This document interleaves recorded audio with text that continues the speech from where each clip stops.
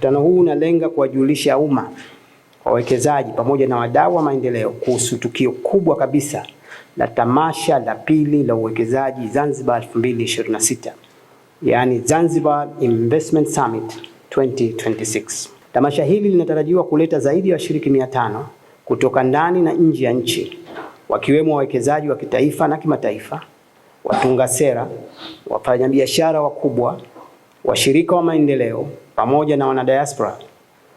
Tamasha hili linalenga kutanua wigo wa uwekezaji Zanzibar na Tanzania kwa ujumla katika sekta ya uchumi wa bluu, afya, usafiri wa anga, uzalishaji viwandani, usafirishaji wa baharini, utalii wa hadhi ya juu yani high end tourism, na nyumba za biashara kwa maana ya real estate development, kwa kutaja machache.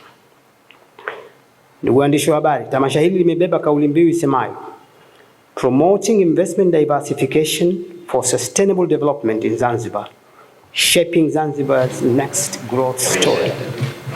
Kauli mbiu hii inakisi dhamira ya Zanzibar na ile ya Jamhuri ya Muungano wa Tanzania ya kupanua wigo wa uchumi na kuharakisha maendeleo jumuishi.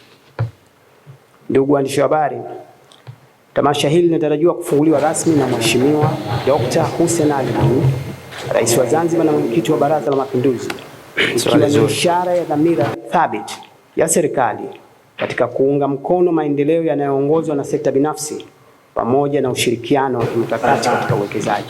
Tunapongeza sana Mheshimiwa Waziri pamoja na timu yako nzima ya Zanzibar kwa mafanikio makubwa ya uwekezaji, lakini pia maandalizi ya summit hii. La mwisho, mwekezaji si mgeni tu, mwekezaji ni Mtanzania. Ndio maana tuko hapa.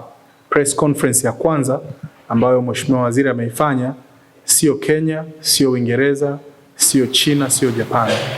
Ameifanyia hapa Dar es Salaam kwa sababu walengwa wetu namba 1 wa uwekezaji ni wa Tanzania. Na katika serikali yetu ya Jamhuri ya Muungano wa Tanzania ya Mheshimiwa Rais Dr. Samia Suluhu Hassan, lakini pia serikali ya Mapinduzi ya Zanzibar, lengo limekuwa kuongeza mara zote wawekezaji wa ndani.